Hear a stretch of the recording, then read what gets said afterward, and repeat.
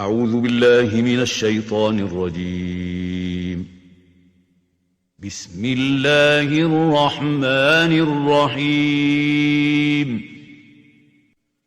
الحمد لله الذي أنزل على عبده الكتاب ولم يجعل له عوجا قيما لينذر بأسا شديدا من لدنه ويبشر المؤمنين الذين يعملون الصالحات أن لهم أجرا حسنا ماكثين فيه أبدا وينذر الذين قالوا اتخذ الله ولدا ما لهم به من علم ولا لآبائهم كبرت كلمة تخرج من أفواههم إن يقولون إلا كذبا فلعلك باخع نفسك على آثارهم إن لم يؤمنوا بهذا الحديث أسفا إنا جعلنا ما على الأرض زينة لها لنبلوهم أيهم أحسن عملا وإنا لجاعلون ما عليها صعيدا جرزا أم حسبت أن أصحاب الكهف والرقيم كانوا من آياتنا عجبا إذ أوى الفتية إلى الكهف فقالوا ربنا آتنا من لدنك رحمة وهيئ لنا من أمرنا رشدا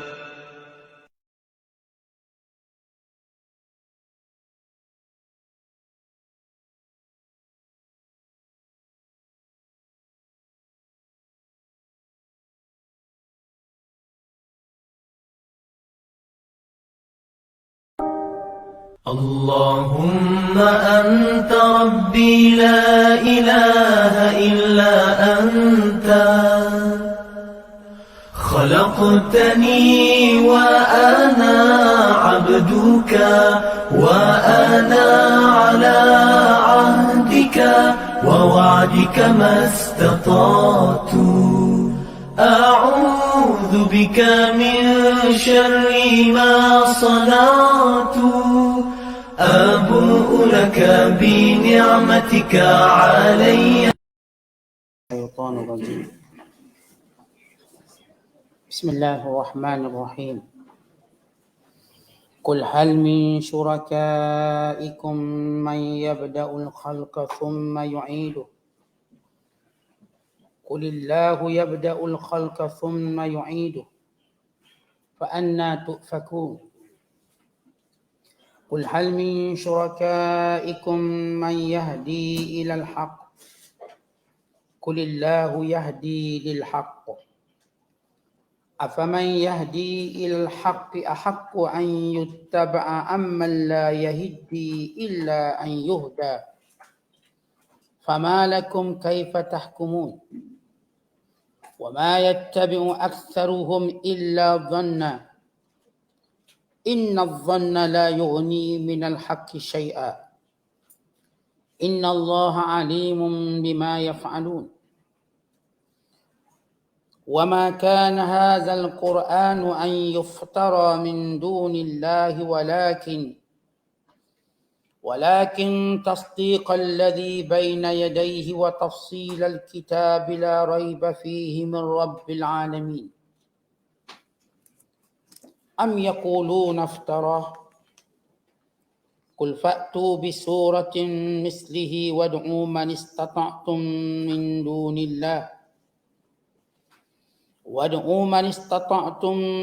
دون الله إن كنتم صادقين بل كذبوا بما لم يحيطوا بعلمه ولما يأتيهم تأويله كذلك كذب الذين من قبلهم فانظر كيف كان عاقبة الظالمين صدق الله العظيم. Bertanyalah kepada mereka, wahai Muhammad, adakah di antara makhluk-makhluk yang kamu sekutukan dengan Tuhan itu sesiapa yang mula menciptakan sesuatu kejadian, kemudian ia mengembalikan adanya semula pada hari kiamat?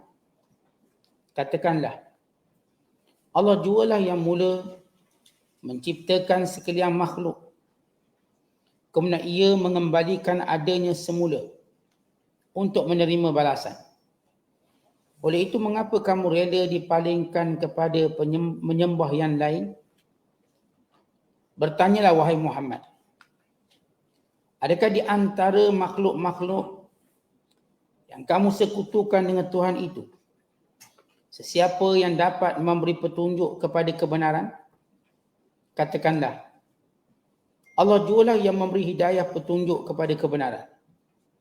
Kalau sudah demikian, maka adakah yang dapat memberi hidayah petunjuk kepada kebenaran itu lebih berhak diturut, ataupun yang tidak dapat memberi sebarang petunjuk melainkan sesudah ia diberi hidayah petunjuk?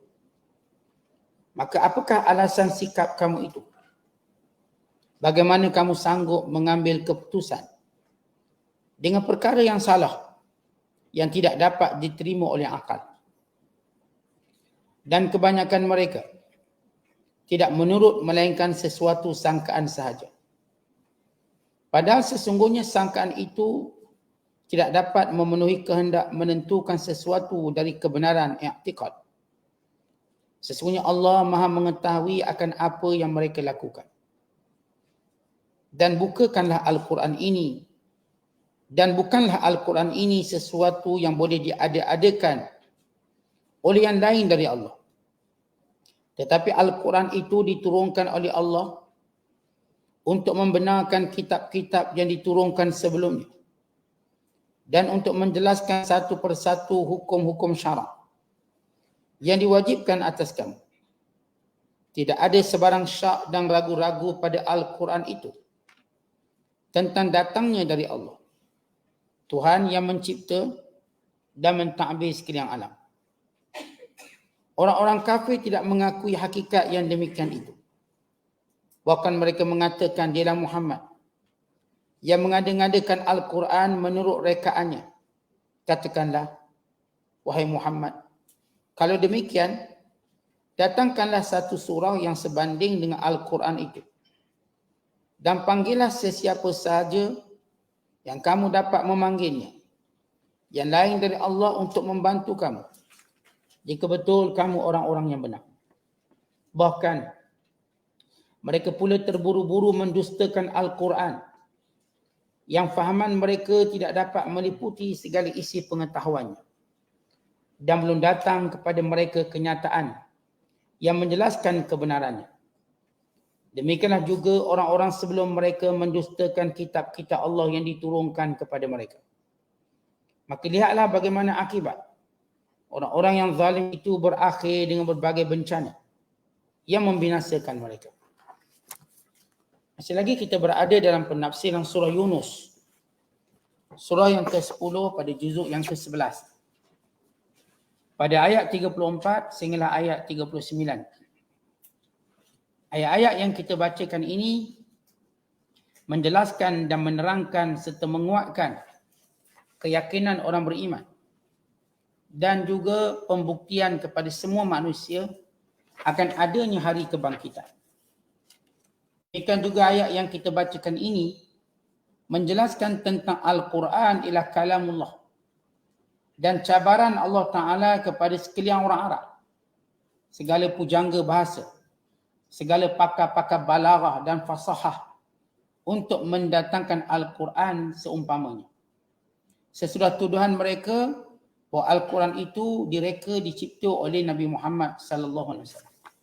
Ini dua intipati utama yang berkait dengan ayat-ayat yang kita bacakan pada malam ini.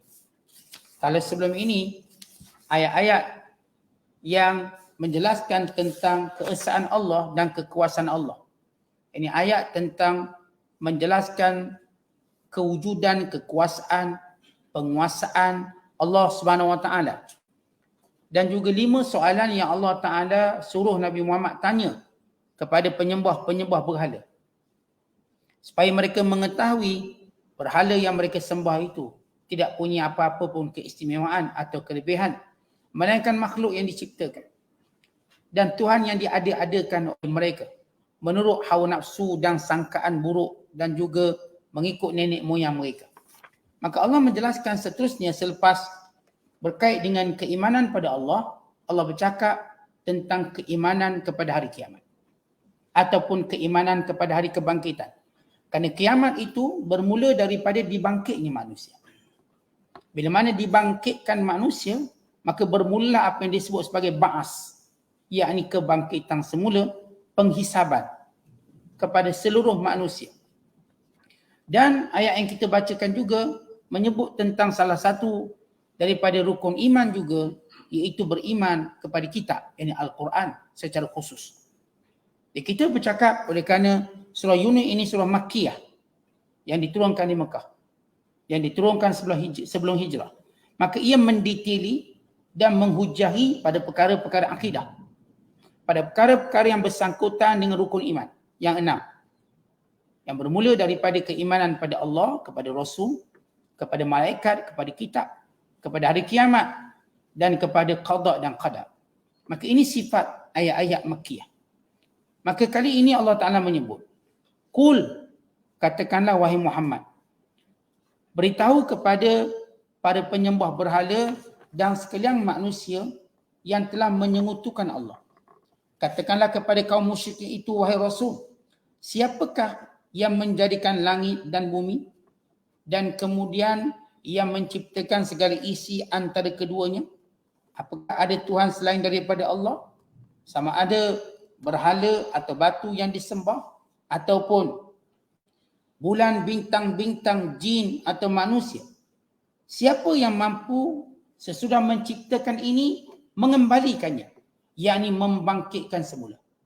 Allah Ta'ala memberi satu hujah yang berkuasa mengadakan, maka inilah yang berkuasa untuk membangkitkan semula. Maka apa hujah Allah Ta'ala boleh membangkitkan semula? Hujahnya ialah, iaitu hujah bagaimana Allah menciptakan manusia daripada permulaannya. Siapakah yang menciptakan manusia pada mulanya? Yang menciptakan manusia pada mulanya, Tuhan yang sama yang berkuasa membangkitkannya semula. Yang menciptakan seluruh makhluk-makhluk pada mulanya, Tuhan ini yang berkuasa mengadakan semula. Kerana itu Allah menyebut, hal min syurakaikum, apakah ada antara sekutu-sekutu kamu? Yang kamu sekutu dengan batu yang jadi berhala, yang kamu sekutu dengan Rasul yang menyembah Nabi-Nabi, seperti Kristian yang menyembah Nabi Isa, atau yang menyembah Nabi Uzair, atau yang menyembah malaikat, atau yang menyembah bulan dan bintang. Apakah sekutu-sekutu ini? Man yabda'ul khalq, ada yang menciptakan sesuatu. Thumma yu'iduhu, kemudian dia boleh mengembalikan ciptaan.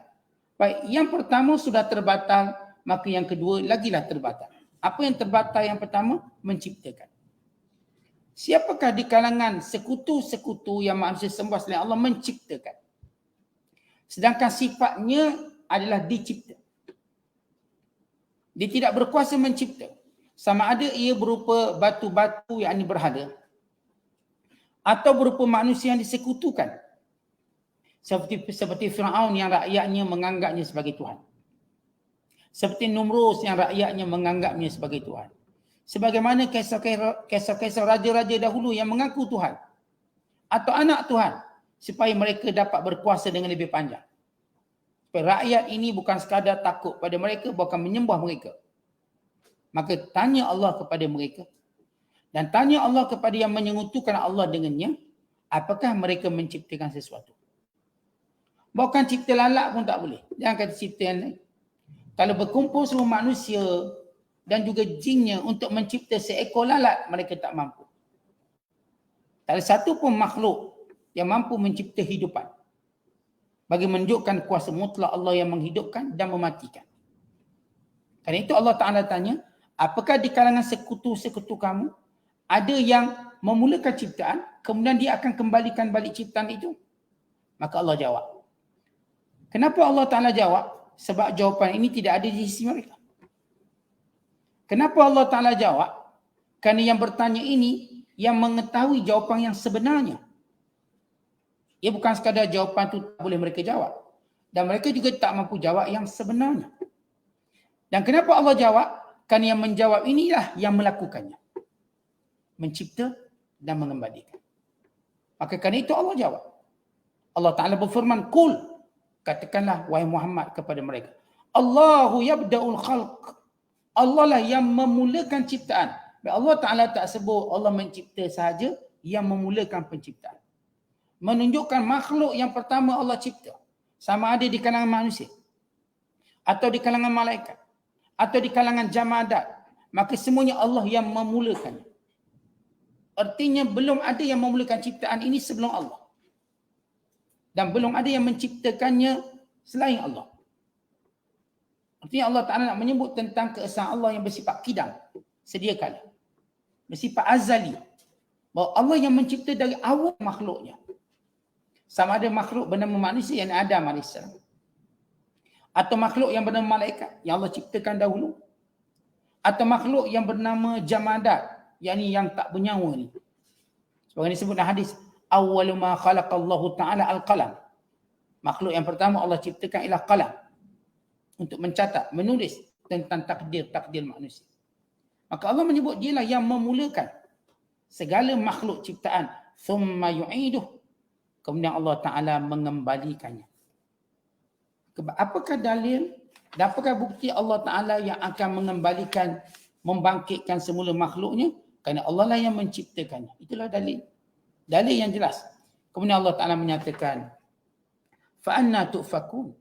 Kenapa kamu berbolak-balik menolak kebenaran? Berpegang pada kebatilan. Lalu kamu beribadat kepada berhala-berhala dan sembahan selain daripada Tuhan. Sedangkan dalil itu terpacak di hadapan mata kamu. Apakah makhluk yang kamu sembah ini? Kalau sebelum itu ditanya 5 soalan. Apakah ia pemberi rezeki? Apakah ia menurunkan rezeki yang menciptakan panca indera, mata dan juga telinga? Apakah Tuhan itulah yang menghidupkan, yang mengeluarkan yang mati daripada yang hidup daripada yang mati? Apakah semua ini yang mentakdirkan, mentadbirkan segala urusan? Yang tu Allah dah jawab. Maka Allah beri lagi hujah akal. Supaya manusia tahu akal ini alat hidayah. Siapa pun yang tak guna akal atas dunia ini, maka dia tak guna. Semua manusia, fitrah dia akan gunakan akal. Sebagaimana digunakan tangan untuk makan. Itu fitrah. Dan itu Allah Ta'ala dah beri kepada semua manusia ini dengan hidayah. Kita tahu kita ada hidayah yang disebut sebagai hidayah irsyad. Hidayatul dalalah wal irsyad. Kita ada hidayah bernama hidayah taufiq. Ada 2 hidayah. Yang Allah beri hidayah pada semua manusia. Yang pertama Allah beri hidayah yang disebut sebagai hidayah dalalah wal irsyad. Ini Allah beri pada semua manusia. Allah yang menghidayahkan dia untuk makan, untuk minum. Allah lah yang menghidayahkan dia untuk berkahwin, beranak pinak. Ini hidayah yang Allah bagi. Ini hidayah ammah. Supaya manusia buat sesuatu menurut peraturan Allah. Allah lah yang menjadikan manusia ini untuk menghormati ibu ayah. Secara hidayah, irsyad dan dalalah. Allah menjadikan manusia ini untuk makan dengan mulut. Untuk bayi mencari susu ibunya. Allah menjadikan binatang-binatang bila melahirkan anak, jaga anak dia. Memberi makan pada anaknya. Ini namanya hidayah, dalalah dan juga disebut hidayah irsyad. Tunjuk untuk buat sesuatu. Allah yang beri hidayah kepada lebah untuk mencari bunga dan membentuknya menjadi madu. dan membentuk kawanannya. Ini hidayah dari Allah. Wa auhayna ila an-nahl an ittakhidhi minal jibali buyuta. Dan kami telah memberi hidayah kepada lebah untuk menjadikan gunung ganang sebagai tempat tinggal mereka. Dan juga rumah-rumah dan juga pokok-pokok. Macam mana lebah tahu nak buat sarang? Allah beri hidayah. Dia buat sarang dekat pokok, dia buat sarang dekat rumah, dia buat sarang di gunung-gunung. Bagaimana lebah yang dapat hidayah? Allah bagi. Itu juga hidayah. Dan hidayah yang kedua namanya hidayah taufik. Hidayah taufik yang Allah berikan untuk seorang mentaati Allah. Beriman kepadanya. Maka dengan mendapat hidayah taufik, kita beriman. Lalu kita pun solat, lalu kita pun puasa, lalu kita baca Quran. Ini hidayah taufik nama dia. Maka Allah menjelaskan bahawa inilah sifat Allah yang beri hidayah pada semua makhluk. Yang bersifat hidayah ammah tadi. Dan hidayah khasah kepada orang yang mencarinya menggunakan akal. Yang berfikir menggunakan akal. Sebab itu Allah sebut fa'anna tu'fakun. Tak guna otak lah. Tak guna akal. Kerana akal ini, tuan-tuan, bila digunakan, dia akan membuahkan sesuatu. Dan semua segi. Apatah lagi dalam mengenal Allah, kerana Allah akan bantu manusia kenal Allah. Bila seorang berfikir tentang hakikat Tuhan sebenar, Allah bantu dia untuk kenal Allah. Sebab itu disebut dalam hadis kursi, hamba-Ku bila dia berjalan selangkah, aku datang kepadanya satu hasil. Lebih banyak. Hamba ini bila datang kepadaku berjalan, aku mendatanginya dalam keadaan berlari. Seorang manusia bila berfikir untuk mengenali Tuhan, Allah akan perkenalkannya lebih banyak. Seorang manusia bila dia ingin buat taat pada Allah, Allah membantu jalan-jalan taat. Sebab itu akal ni tuan-tuan, kena berfikir ke arah tu. Tapi malah akal digunakan hanya berfikir ke arah dunia. Sedangkan Allah dah sebut dunia itu bagaikan tanaman yang akhirnya akan laju dan hancur. Yang akhirnya akan tamat tempohnya dan tidak lagi boleh dituai. Bukan terus dibuang semua untuk ditanam baru. Kita tengok macam mana tanaman. Bila orang tanam ubi, dah cabut ubi, apa proses? Seterusnya dia kena cabut semua untuk tanam yang baru. Yang tanam padi, dah tuai padi, dia kena cabut semua untuk proses yang baru. Yang tanam jagung dan menuai jagung, dia kena cabut semua kosong, kemudian gemburkan balik, ditanam jagung balik. Begitu dunia. Dia datang, dia hancur, kemudian datang yang baru hancur. Keturunan demi keturunan, generasi demi generasi. Tapi sifatnya sementara dan hancur. Maka datang generasi baru, menikmati hasil yang sama, kemudian hancur. Dan berikutnya. Sebab itu Allah kata, fa'anna tu'faku. Tak nak fikir. Kul, katakan lagi wahai Muhammad. Yang ni tanya lagi pada mereka. Ini, ayat ini bersifat nikash, dialog. Allah dialog dengan orang kafir. Dengan memberitahu Rasulnya Nabi Muhammad sallallahu alaihi wasallam tanya. Tanya bukan nak jawapan. Tanya ni untuk berfikir. Tak semua kita tanya ni nak minta jawapan. Kita tanya nak suruh dia fikir. Kalau kita mak nak marah ke anak, siapa yang jaga kamu dulu? Siapa yang beri makan kamu dulu? Siapa yang sekolahkan kamu? Siapa yang berjaga malam bila kamu sakit? Siapa dan siapa? Apakah mak ni menunggu jawapan anak dia? Mak lah. Bukan. Dia nak suruh anak dia fikir. Kenapa nak suruh anak dia fikir? Supaya anak dia berubah. Maka Allah gunakan ayat-ayat yang bersifat nikash, dialog. Supaya manusia fikir. Sebab manusia ni tuan-tuan, dia otak ni macam ni. Otaknya, bila ditanya maka otaknya bergerak. Manusia mana-mana, kalau kita tanya dia satu soalan, dia pun otak dia mula bergerak. Kita tanya satu tanpa satu, dia pun mula berfikir. Gerak. Kita tanya, dah makan belum? Dia pun mula berfikir. Nak jawab makan ke belum? Jawab makan kan dah tak angkat lagi makanan. Jawab tak makan, mungkin dia fikir. Waktu tuan-tuan tanya dia soalan, otak ini mula bergerak. Sebab itu dalam ilmu falsafah. Ilmu falsafah, untuk menjadi seorang yang bijak, dia sentiasa bertanya kenapa. Tanya dia, kenapa? Bila wujudnya kerajaan diktator, kerajaan diktator cukup takut pada orang yang bertanya. Lalu mereka memerintahkan rakyatnya supaya jangan tanya. Jangan tanya apa-apa. Kenapa mereka tak bagi rakyat tanya supaya rakyat jangan fikir. Yang kami buat ikut. Jangan tanya kenapa. Apa kewajaran? Maka ini ada budaya nak jadikan manusia ini kita katakan jangan guna otak.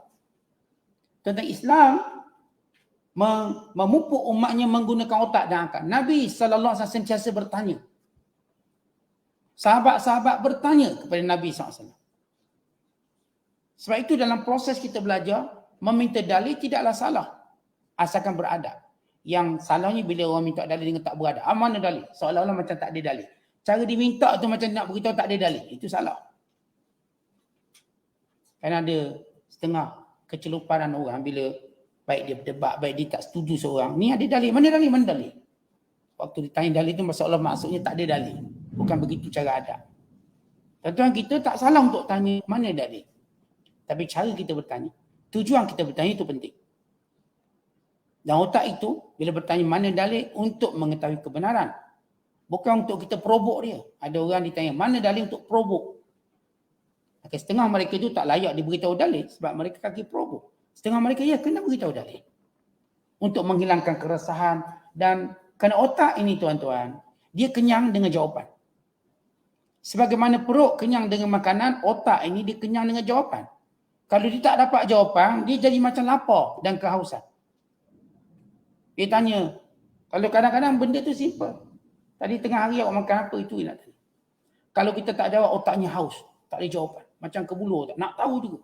Aku tengok dalam Facebook lah tahu makan apa. Sekarang kalau kita nak tahu sesuatu rahsia, buka Facebook je. Facebook jawab semua. Sebab yang beri jawapan tu orang tu juga. Dia ambil gambar makanan. Ini makanan tengah hari saya. Itu cara manusia hari ni. Tapi apa yang kita nak sebut tentang otak manusia ni hebat bila kita ada tasaulat, bertanya. Sebab tu Al-Quran guna dialog ini.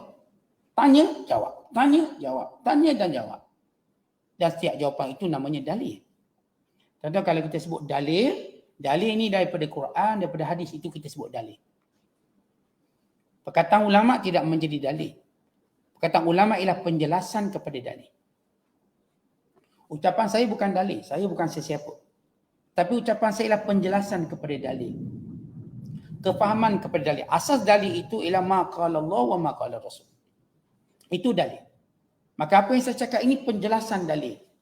Untuk menjelaskan dalil tadi, macam mana patut difahami begini dan begitu. Kemudian kata Allah, Qul hal min syurakaikum, katakanlah wahai Muhammad kepada mereka, apakah di kalangan sekutu-sekutu kamu itu man yahdi ilal haq, memberi petunjuk kepada kebenaran. Yang menurunkan syariat, yang mengajar kamu sembahyang, yang mengajar kamu puasa.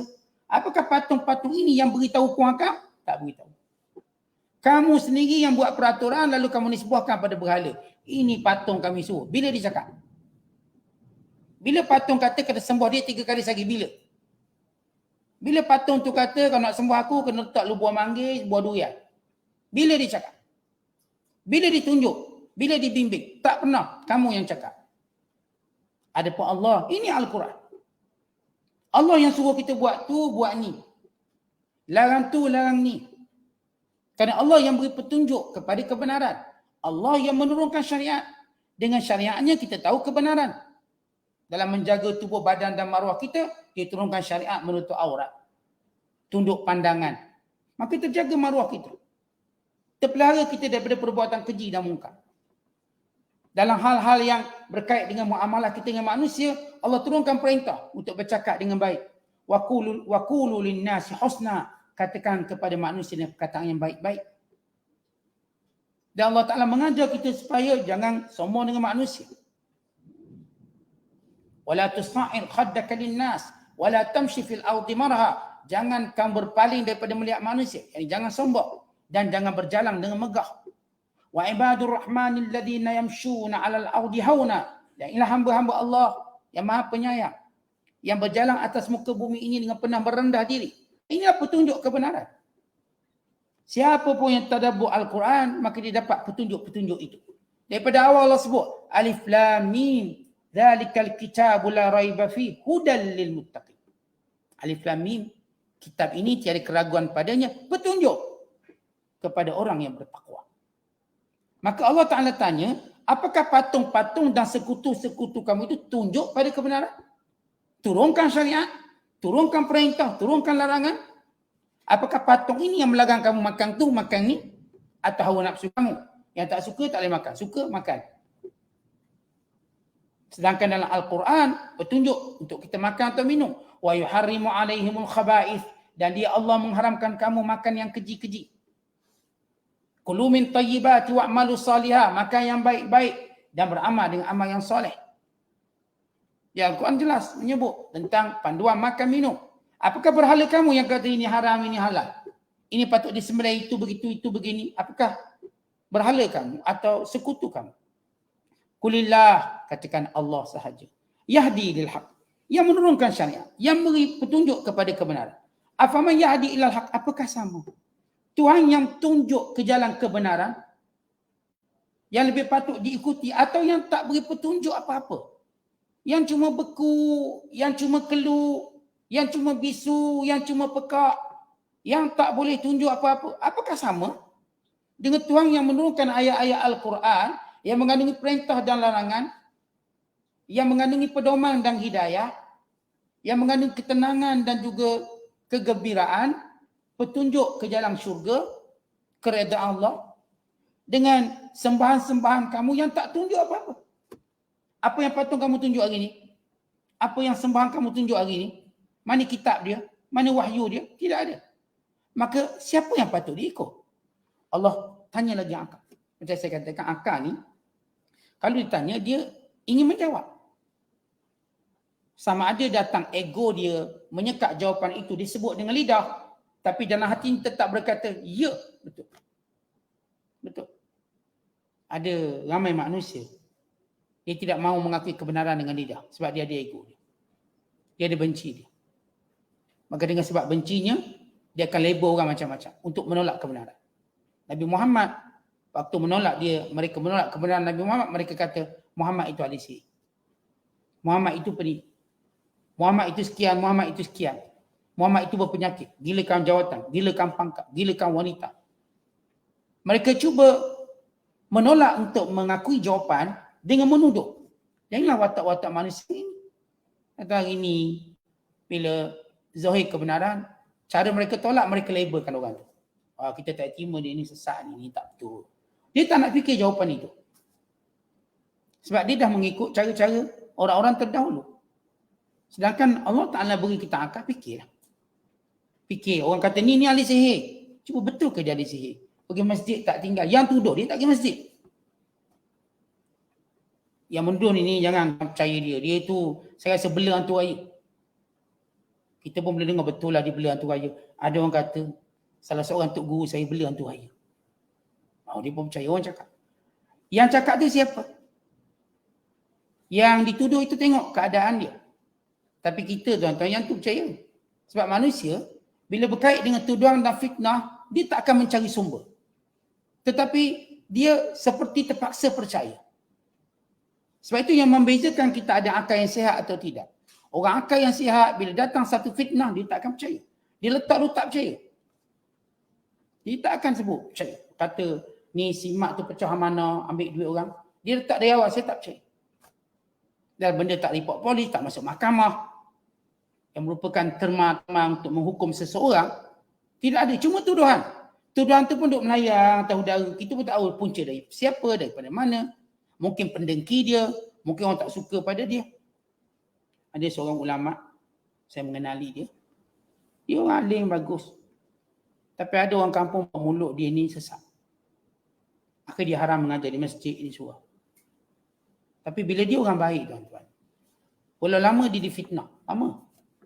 Tapi lama kelamaan makin ramai orang datang jumpa dengan dia. Dan mendapat nasihat dia. Saya pergi jumpa dia, minta nasihat dia. Satu ketika dahulu dia pernah difitnah. Dia tak dibenarkan mengajar surau dan masjid. Akhir sampai waktu sebelum dia mati, orang ramai datang jumpa. Orang mula viral balik video dia dan sebagainya. Tetapi itu cerita bagaimana kita katakan kelompok-kelompok yang percaya pada fitnah. Sebab tu orang beriman, datang sesuatu, kita tak, atau benda-benda macam kita tak percaya itu, kita berfikir apa yang dicakapkan. Nabi Muhammad SAW, tentu kita tak tahulah kalau kita hidup zaman baginda. Kerana fitnah yang diviralkan oleh musyrik Mekah ni begitu luar biasa sebab mereka majoriti waktu itu. Bayangkan fitnah yang mereka kenakan pada Rasulullah dan fitnah mereka kepada Tuhan sendiri. Namun lihat orang-orang yang terselamat yang tidak percaya pada fitnah itu. Mereka ingin mendengarnya sendiri daripada mulut Rasulullah. Kalau Muhammad itu gila, kami tahu bagaimana watak orang gila. Kalau Muhammad itu ahli sihir, kami kenal ahli sihir macam mana. Kalau Muhammad itu bohong, kami kenal pembohong macam mana watak dia. Kalau Muhammad itu nak cari perempuan, nak cari kekayaan, kami kenal watak orang ni. Akhir sebagian sahabat, mereka beriman sebab mereka tak dengar apa yang dituturkan dalam fitnah. Jadi saya katakan, bila Allah sebut jawapan demi jawapan, orang kafir dia ego, dia tak nak jawab. Hatta Abu Jahal pula, mereka tahu Muhammad itu benar, Al-Quran itu benar. Dan semua dalil-dalil itu benar, tapi ego mereka, kabilah mereka, masalah faktor usia Muhammad lebih muda, takkanlah Muhammad yang muda jadi ketua kami. Sebab bila seorang mengiyakan seseorang, seolah-olah menjadi satu peraturan alam, orang ni akan jadi ketua. Kalau Rasulullah tak pernah kata aku nak jadi ketua. Nabi SAW cuma nak selamatkan orang ni daripada kesesatan. Kemudian kata Allah, "Fama lakum kaifa tahkumun?" Macam manalah kamu berhukum, duk percaya berhala juga. Aku yang kamu ciptakan kamu tak percaya. Macam mana kamu menilai sesuatu? Kaifa tahkum? Sama juga kita tuan-tuan, macam dalam kehidupan kita. Dalam menilai sesuatu macam manalah kita hukum. Kadang-kadang orang ni kita kenal lama, hanya dengan satu fitnah yang datang, kita pun dah wasangka buruk pada orang yang kita kenal lama ni. Padahal fitnah tu datang daripada orang yang kita tak kenal. Orang fitnah mak kita. Kita kan kenal mak kita. Kita macam percaya juga. Orang fitnah kawan baik kita. Kita pun macam percaya juga. Walau yang fitnah itu tak pernah berbaik kita. Kata itulah, lihat lemahnya kita. Sebab itu Allah tanya, "Fama lakum kaifa tahkumun?" Macam mana kamu memutuskan suatu perkara? Kalau ada manusia yang tak erti banding antara Tuhan yang sebenar patut disembah dengan sekutu yang memang tidak layak disembah. Macam tu kebodohan manusia dalam perbandingan kan ikut hawa nafsu, syaitan dan juga terpengaruh dengan tabiat semua jadi mereka. Bagaimana tuan-tuan yang lain-lain? Oh, yang lain-lain lagi lah mudah percaya. Kalau bab ketuhanan pun tak boleh. Maka bila difitnah Rasulullah begitu begini, mereka percaya. Mereka war-warkan. Wa ma yattabi'u aktsaruhum illa dhanna. Kebanyakan mereka hanyalah mengikut wasangka. Yang duk sembah berhala tu hanyalah rasa sangka-sangkaan. Kata Allah, "Inna dhann la yughni minal haqqi syai'a." Sangkaan itu tidak memberi, tidak membawa kepada kebenaran. Apakah maksud sangkaan di sini? Tabiat mereka ikut nenek moyang. Dah nenek kita macam ni, moyang kita macam ni. Walau Allah beritahu dalil. Yang ni, yang semua berhala gunakan sangkaan. Takkanlah nenek moyang kami tak tahu. Takkanlah atuk-atuk kami bodoh macam gitu. Takkan. Ini otak kita ni tuan-tuan. Baik otak atuk kita, otak kita sama. Berfikir perkara yang lebih logik dan baik. Tuan-tuan jangan kata otak atuk kita lebih cerdik pada otak kita. Otak ni nilainya bila berfikir. Jangan kata dah, takkanlah orang dulu salah. Tuan-tuan bukan cerita orang dulu salah, orang sekarang betul. Bukan. Dia bukan cerita dulu, bukan cerita hari ni. Cerita kebenaran yang perlu dinilai. Bukan kita pun lihat dari sudut tatawur ataupun perkembangan. Ada sesuatu yang dulu nenek moyang kita berfikir macam tu. Contoh, dalam bab telefon. Dulu telefon macam mana tuan-tuan? Bila Alexander Graham Bell buat telefon. Mula-mula macam mana? Dan hari ni telefon kita macam mana? Dulu tuan-tuan, sistem pengangkutan macam mana? Dalam revolusi industri di Eropah, maka tercipta kapal-kapal wap. Menggantikan kapal-kapal layar. Yang menjadikan mereka boleh berlayar, apa pun waktu mana pun mereka nak. Wap ini mula digunakan arang batu. Sehingga datang teknologi yang baru dan baru. Baik, mereka fikir cara tu, otak mereka. Dan apakah kita katakan otak itu paling cerdik? Lalu kita pun hari ini pun buat kapal, pakai wap, pakai arang batu. Tak, setiap orang, Allah berikan otak untuk berfikir satu benda yang akan mendatangkan maslahat kepada mereka. Mengikut zaman mereka. Itu kalau hal duniawi. Adapun hal ukhrawi, kan hal ukhrawi tidak berubah. Hal dunia ni berubah. Itu pun kita tak boleh ikut nenek moyang kita. Kenapa perkembangan yang berbeza? Hal ukhrawi, Allah jadikan manusia ni tuan-tuan, bila akalnya bersih, maka dia tidak mungkin menyengutukan Allah. Tidak mungkin. Kerana perkara ukhrawi dipanggil sebagai perkara sawabit. Kita ada mutaghayirat, kita ada sawabit. Mutaghayirat yang berubah-ubah. Yang saya sebut teknologi tadi berubah. Maka akal kita ni akan berfikir apa yang lebih baik. Kemudian kita ada sawabit. Sawabit ini tak berubah. Salat zuhur 4 rakaat zaman dulu sampai zaman sekarang. Kita tak boleh hujah. Ustaz orang dulu kuat-kuat Ustaz, sebab tu dia boleh salat 4. Kita sekarang salat 2 je Ustaz. Atau ada orang berfikir, orang dulu, dia orang qasar solat. Sebab dia orang naik unta. Hari ni kita naik kapal terbang. Sekejap dah sampai, takkan boleh qasar? Tak boleh qasar. Tentang agama dia tak fikir macam itu. Sebab agama dia berdasarkan pada dalil. Dalilnya bila kita musafir, boleh qasar. Tuan-tuan naik kuda ke, tuan-tuan naik kuda terbang ke, tuan-tuan naik kongkok ke, tuan-tuan naik roket ke, namanya musafir, cukup jaraknya, boleh solat qasar. Boleh. Saat saya musafir, lepas zuhur pukul 1 lebih kurang. Ni saya pergi KL. Pukul 1:30 sampai Ustaz. Laju, private jet. Sekejap setengah jam. Kalau naik kapal terbang, 40 minit saya private jet. Jadi saya ni Ustaz kena qasar tak?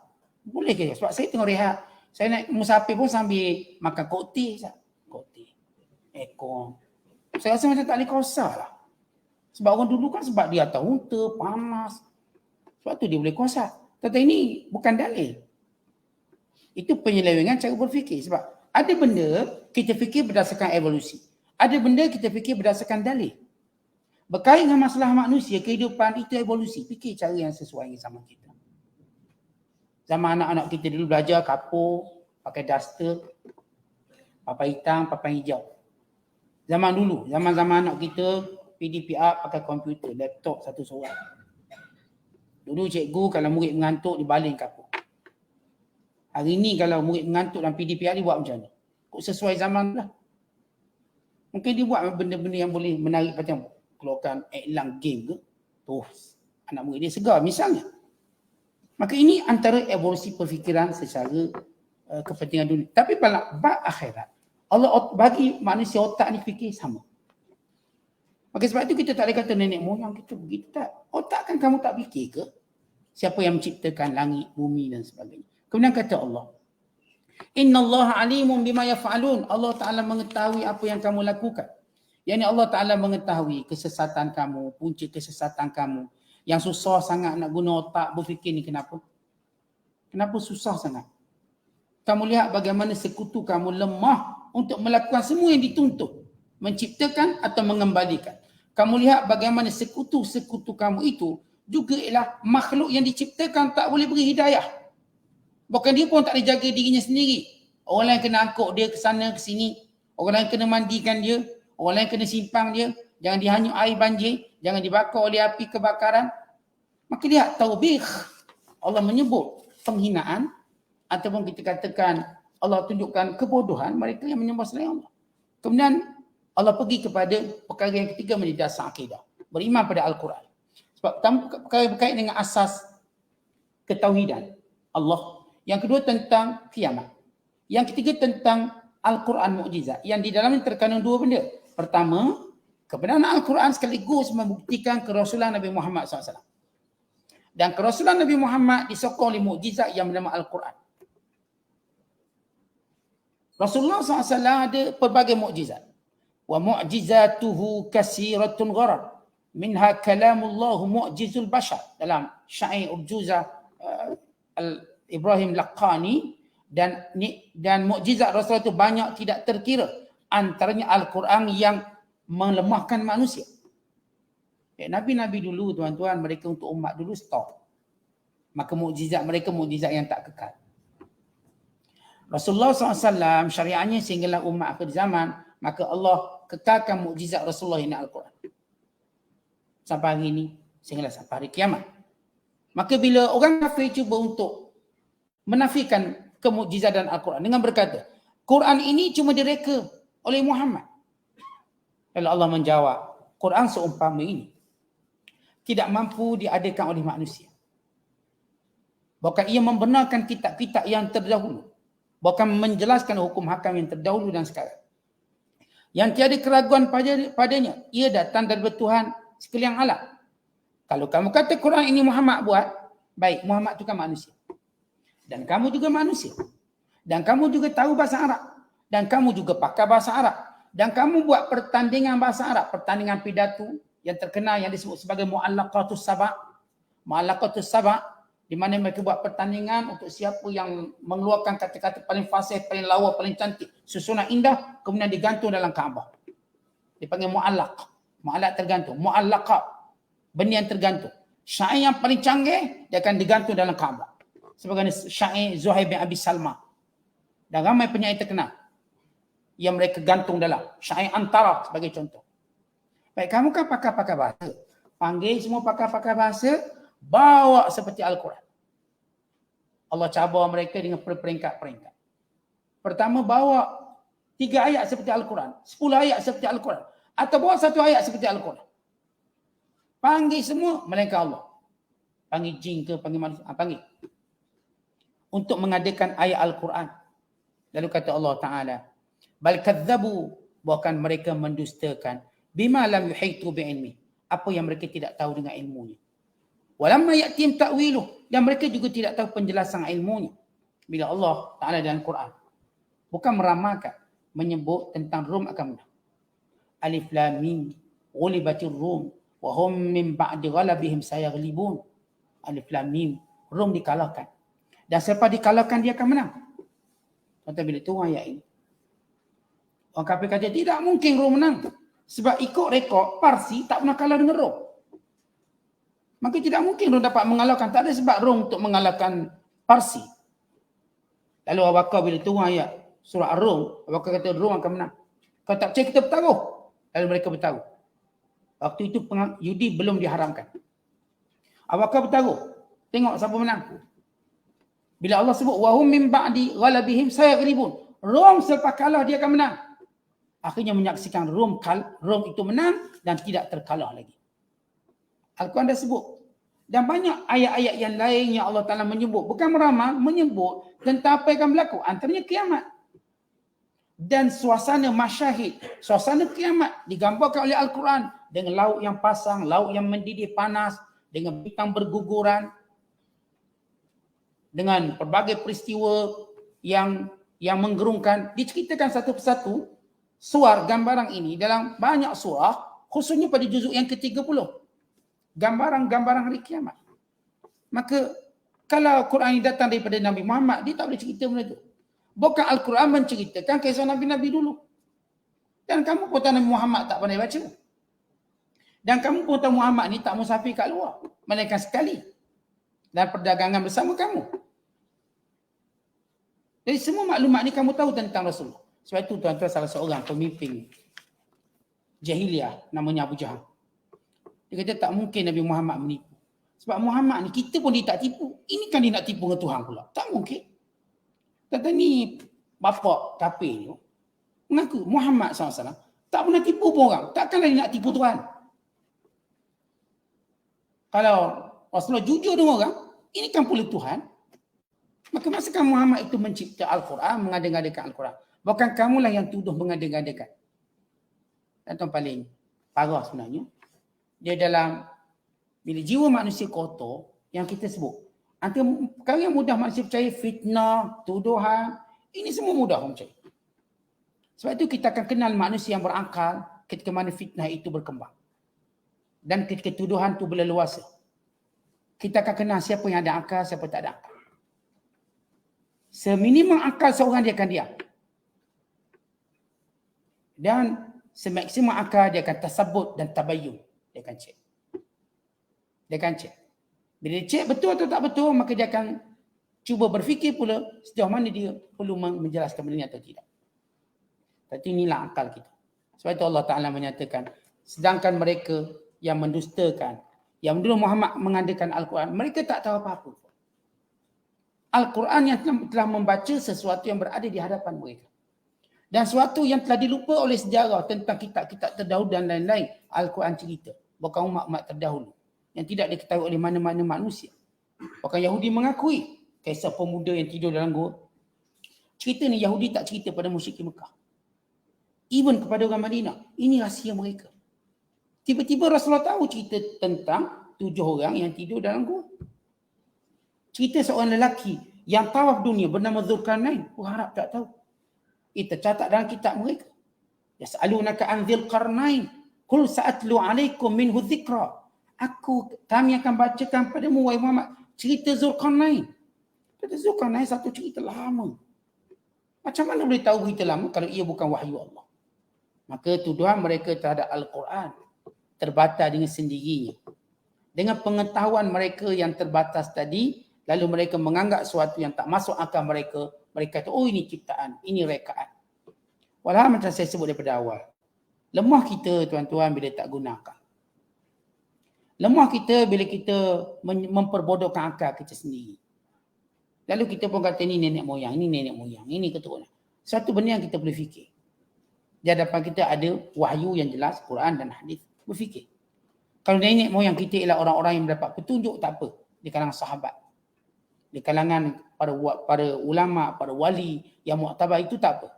Itu bukan nisbah nenek moyang Allah sebut dalam Quran. Ini orang-orang yang dapat petunjuk. Kita cerita tentang orang-orang yang tak tahu mana dalil untuk mereka pegang sehingga mereka membuat khurafat dalam masyarakat. Wallahu a'lam bishawab. Assalamualaikum warahmatullahi wabarakatuh.